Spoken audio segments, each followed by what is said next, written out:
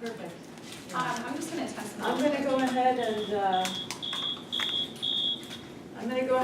introduce you, Addie. Okay.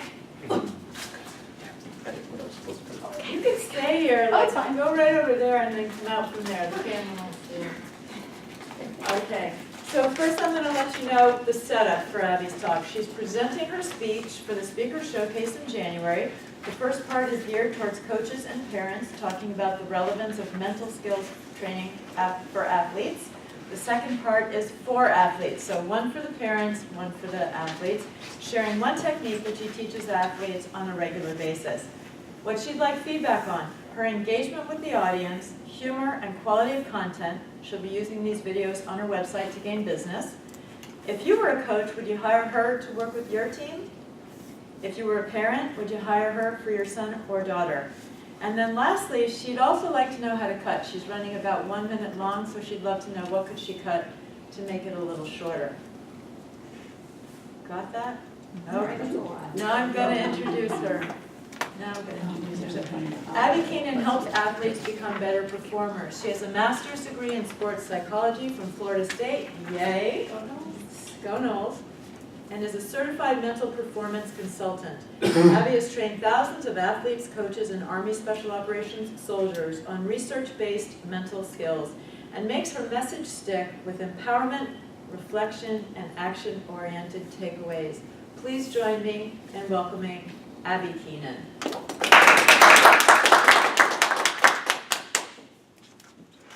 Mental toughness is a choice. And about 15 years ago, I was standing on a pool deck, probably the most important swim meet of my life. In that moment, I distinctly remember thinking 3 things. Dang, this pool is so cold. Why the heck did my coach think it was a good idea to put me in the championship relay? And man, I'm really hungry. And all kidding aside, have you ever had a difficult conversation with your coach about things you really didn't want to do? For me, that was swimming 400 IM, 4 strokes, back to back, a really long event. Are you kidding me? Not even with a barf bag at the end of my leg would I even think about doing that event. And oh, swimming in the championship relay. Oh, but Abby, you've been doing so good in practice. I'm so proud of you. You put the work in. Let's just give it a shot. See how you do. It's not enough for you to believe in your athletes. They have to believe in themselves too. So back on that pool deck, I mean, my hands were shaking. My heart was racing. My mind was just going all over the place. And I tried to get into the zone, whatever that was. I was listening to music, jumping around, stretching, just trying to get ready. But the look on my face behind the block told you everything you needed to know about my upcoming race. So in those moments as a coach, if you see your athlete looking like that, what do you think is going on mentally? Moms and dads, when you realize that your son or daughter isn't game ready, how does that make you feel? How do you think those moments impact the athlete themselves? Now, I will admit, I wasn't what you would call an exceptional swimmer. You could think of me more as delightfully average. And I did try really hard in practice. In fact, I beat a lot of people in practice that I couldn't beat in a meet. Because the reality is, mismanagement of nerves held me back. Inability to calm myself down created inconsistency. And lack of mental toughness cost me enjoyment. But you know what? What I know to be true is that most athletes don't recognize the importance of choosing to be mentally tough. And even if they do, often they think it's one moment in time, standing behind the block, about to cross the starting line, or running out onto the field. But the reality is, it's small choices, day in and day out. Choices that seem really simple and really insignificant, such as choosing to wake up at the butt crack of dawn to get a run in versus hitting that snooze button a couple times. We've all done it. Moments like choosing to put intentional effort into drills in practice versus just going through the motions. Moments like, thinking about getting enough sleep or staying up all night watching that brand new show on Netflix, just binging the heck out of it. Oh, and then complaining about how tired you are the next morning. But the reality is, in not recognizing the power of those small choices, that's what's causing only 6% of high school athletes to play at the NCAA level in college. And what if we were to empower our athletes earlier with mental skills to make those choices, to go after their goals? Because mental skills exist, and they can be trained. Athletes can learn to manage nerves, to build confidence, to focus on the right thing at the right time, to embrace the process. And it starts often with you. And yeah, we know that it's not Kirby Smart on the field, it's the Georgia Bulldogs. We know that it's not Bob Bowman in the water, it's Michael Phelps. But you have that relationship, the trust, the pulse on what's going on with your athletes to be able to suggest and support. So it starts with one question. What choices are your athletes making?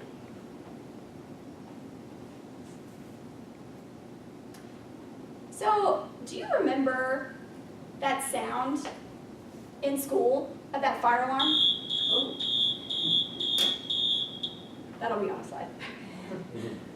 That sound often causes nerves, panic, especially in small kids, because they don't have the coping mechanisms to be able to handle difficult situations. But as you grow up, as you mature, and as you mature into an athlete, you learn to cope, whether it's with an actual fire or with a game time pressure. Something like playing your rival or setting yourself up for that game-winning shot and hoping to God that you get it. The reality is, I didn't play that alarm to wake everybody up today, but there was something that you were taught in elementary school. If you were to, by chance, catch on fire, you were told to do something. Do you remember what that was? Stop, Stop, drop, and roll. Exactly. So I want you to think about this for just a moment. Catching on fire is kind of like negative thinking. What I mean by that is when you catch on fire, your clothes are caught on fire, your skin is burning, you're in a lot of pain, right? If you are thinking negative thoughts, what's happening in your brain is that you are downplaying your true abilities. You're breaking down your confidence. You're causing yourself to not truly perform at your best. So if we take that concept for a moment, I want you to think about, one of the things that I work on with teams and with individual athletes quite a bit is the thought process. And so one skill I often talk about is stop, drop, and roll. So just for a moment, think about your recent negative thoughts. Maybe that's in sport, but it could also be in school, in work, at home, a place that you have had something that went on in your head that maybe you weren't so proud of, that really didn't help your performance. Any takers? And something, let's go PG, something that's not going to offend anybody. Who's willing to share your thought as an example? Could you repeat the question? Yeah. What is a negative thought that you've had recently that you would like to share? Stage fright. Okay, so what was the thought there? I'm afraid of... I'm afraid to stand up there in front of everybody. Okay, so we'll take it short and sweet. I'm afraid. Got it. What else? Rejection. Okay, so I'm afraid of being rejected. Okay. Failure. Okay, I could fail. Or I am a failure, is that what you're saying? No, maybe the fear. Okay, so maybe the fear of failure. Okay, so we're going to take I'm afraid. And I would think most of us would consider that to be pretty negative or ineffective, right? If you say to yourself, I'm afraid right now, that's probably not going to help you to perform. Do we agree? Yes. Okay, so let's take this stop, drop, and roll. If you're going to stop, and I'm just going to put this in the context of a sport, so we'll go running. okay? So if I'm saying I'm afraid, whatever that means to you in that moment, what I want you to do first is stop. And now I'm not talking about physically stopping, because if you're in the middle of a run, stopping to think about, I'm afraid, yeah, that's probably not going to help you very much, right? But instead, I want you to mentally pause, to recognize that God, it's not working. It's not helping me to move forward. It's not helping me to tackle this next hill or to run and pass my opponent. Next, I want you to drop that thought. And this could be mentally or physically. The mental drop could be something like seeing that thought, visualizing yourself being afraid, and drawing a big red X through it. Could also be visualizing that thought, seeing it kind of in a cloud almost, and then mentally starting to push that cloud away. So that way it's no longer hovering over you. My personal favorite, this came from a past client, seeing that thought, dropping it into a toilet, and pressing flush. How creative, right? You could also physically drop that thought, tapping your watch, rolling a bracelet back and forth, tapping your leg twice. What you're doing mentally or physically is trying to create space, to create an environment in which you can extinguish that fire, much like when you drop to the ground. Lastly, we're going to roll on. What we're doing here is a positive or effective thought that helps you to get moving, to actually perform. If this is motivational, this is going to be like that cheerleader in your head. I'm awesome. I can run today. I'm grateful for being here. If it's instructional, you're telling yourself something Time. specific to do. Okay, thank you. That's good. Yeah, I'm just over, so I got to figure out It's all where right. to cut. That's good though. Perfect. Thank you. Thank you. So Abby, since, may I jump in? Yeah, Since you were very specific about what you wanted Yes, to hear thank and you. not, I will Well, you can tell me confine other stuff, too. myself to that. Your questions were if I was a coach, would I hire you? Mm-hmm. And where to cut. Those are the main questions.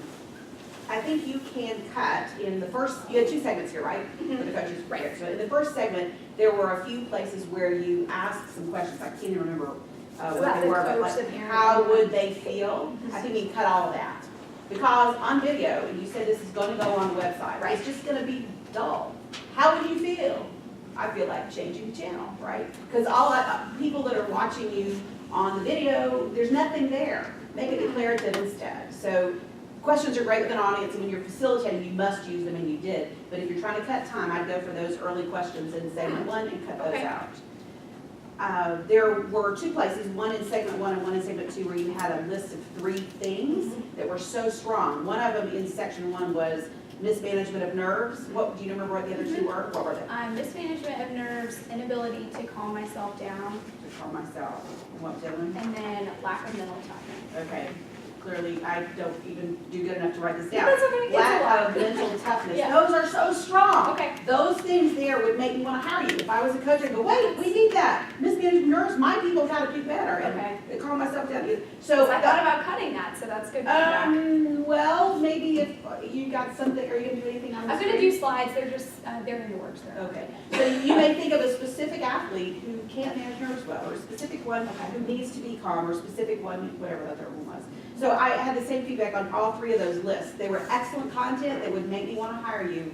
So make sure that is really strongly Represented. given. Okay. Right, that's more, a buyer's behavior will be influenced more by this excellence that you can get than by those questions that just kind of fall flat. Okay. So I like those 3. Toward the end of section 1, you said, what if we empower our athletes earlier? I say, do you know more what if? That's a weak way of expressing it. You're a strong woman with good ideas.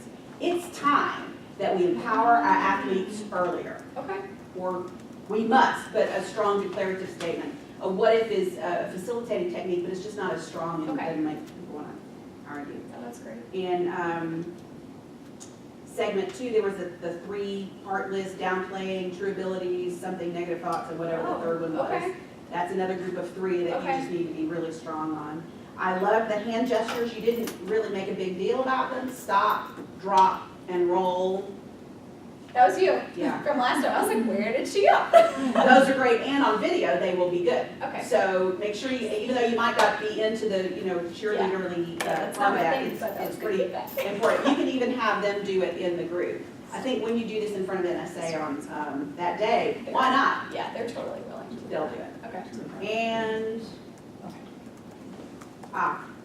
I am not confident if I should say this to you privately or not. Just say it, you're good. All right. I think that you have something I'm going to call punctuation face. I made that up. But she has a little bit on, I don't know if you're thinking about the next thing you're going to say or not, but your punctuation face is generally a worried look.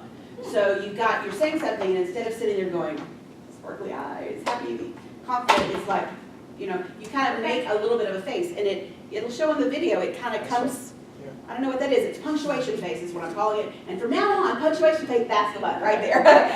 Punctuation face is bright eye, Yeah. punctuation face is confident, punctuation face is, wait till I'm gonna tell you something else. And so, other than the very first part, the first one, you're talking about your own worried experience about you to swim meet. You can have a worried face then, because it's dramatic.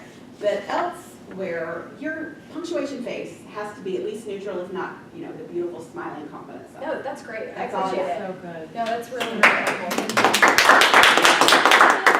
Derek in the back, then Catherine. You know what, she is exactly right. I was sitting here, at the beginning, I was right with you, and the face fit so well. But then as you kept speaking, it's like, it was almost like a half frown, and I was trying to figure out why you look so worried. And I like everything about it. There's no question that you have command of the information that you're talking about. And yes, I would hire you. In terms of the speech, one of the things I might do, I like the use of the buzzer. I'm gonna have it on a slide too, so it'll be, there's like an actual, you'll see a fire Yeah, alarm and it'll be, yeah. I almost would like to see that in the opening. I would almost like to see that, because it grabs your attention. And then one of the things throughout the entire presentation, I'm looking for, what's that one thing I need to walk away with? What's that one thing? And stop, drop, and roll is that one thing. And if you bring that to my attention in terms of at least the first part of it, what does this mean to you? Right. And then as you're talking, all these other pieces, and you come back to it and say, stop, drop, and roll. Remember, here's how it plays into all of these particular concepts that I'm bringing about. That would be the only thing that I would say. There's no question you know what you're talking about, and would I hire you? Heck yeah. Even if you do limp. I hopefully won't be living in I'm working on it. Abby, I loved every bit of your content, and I would say if you're going to cut anything, you need to cut some of the stop, drop, and roll stuff. Okay. Because I think most of the people in the audience were trained with that. We got it. We're tracking with you, and I could already picture you're going to pull that into your training with my kid, and I got it. I'm like, okay, so she's got a system in place. You made your point that you've got systems in place, and you gave us a clue. And I think you can just say, and we do this in our mental tough exercises or whatever you call it, and boom, like that's enough. That's personally all I needed to know. I love the placement of your pool story as a historical element as stage left. See? Yeah, well Stage done. left today. Well done, and you left the pool. You left you at the pool, and then came back as the coach. Fabulous. And then you started talking about the possibilities for the athletes in the future. For example, athletes can be trained to manage nerves. That could be stage right. So you want to use the full stage. If Yeah. you're going to do stage left, center, right, you need to use all three. Good. So figure out a way to Got pull it in all. future, or else just eliminate stage left. You can just stay in the center the whole time if you're Yeah, if you're that's okay with really that. good. But don't give me just left, center, left, center. The statement about choosing to be mentally tough as in choice in general is a really powerful message. So what I got there was a clue that there's something about what you have to teach that's inspiring. I got a massively valuable cost statement with your 6% statistic, and all of a sudden I was like, whoa, that's my kid. He's in the 94% crap, but he could be in that 6%.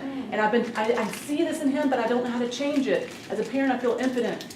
And then the promise statement of learning to cope, the whole thing with the alarm. And now, at that point, I was sold. I was like, okay, I'm ready to hire this lady. Thank you. Well, good. It's great. Oh, okay. So Abby, you said this was going to be on your website?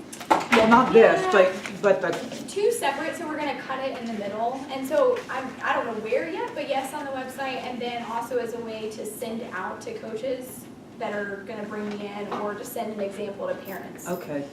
And I don't know if you may have already have this at the beginning, but after those great questions to your coaches and parents, I'd love to see you introduce yourself. Because if they don't know who you are, at that point, you could say, well, I'm Abby, and, you know, my clients have experienced bop from my coaching style, and just continue on, just a little bit of who you are. Especially if someone says, ooh, you gotta look at this link, and they forward it, like, they may not even look at your webpage. Interesting. So I'd like to see Okay. your name in there. And also, I love that small choices, what you said, what'd you call it, the Choice? the pain Promise? promise statement?